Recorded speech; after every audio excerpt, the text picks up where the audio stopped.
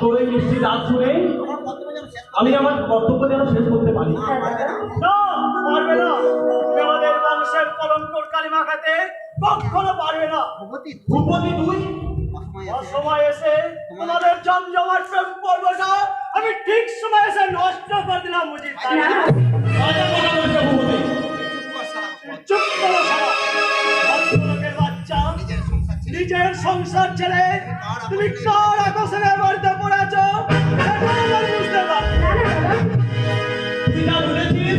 সেটা ভুল, সেটা ভুল। কিন্তু যাদের দেখলাম তা তো ভুল নয়।